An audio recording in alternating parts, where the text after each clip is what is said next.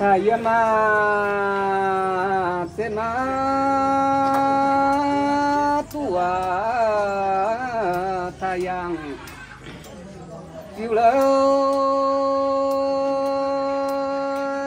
Tiêu kiến sắp tiêu kiến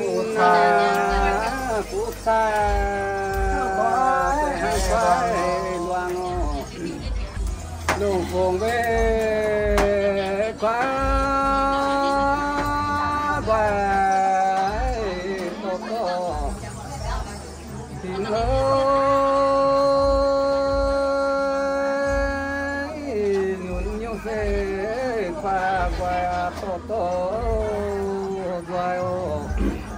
nam nhân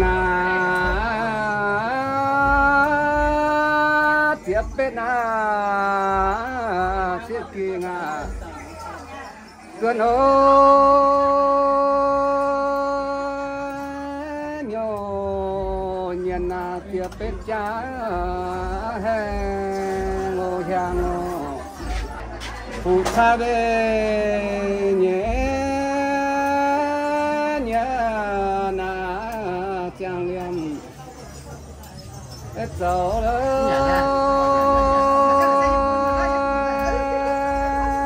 nhìn hồ giang song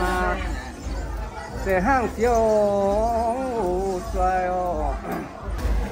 thùng tòng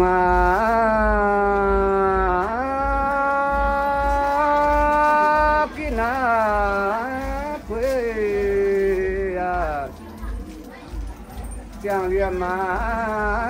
dấu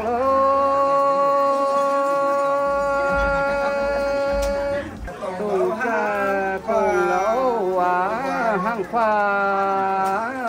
quay lô phụ sai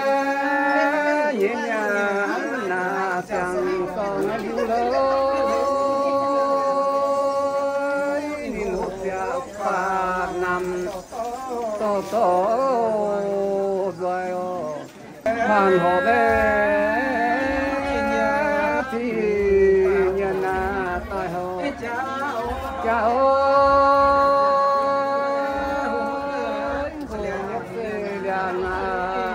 nhân sẽ hàng cưới tàng họ sẽ qua nằm người chia lỡ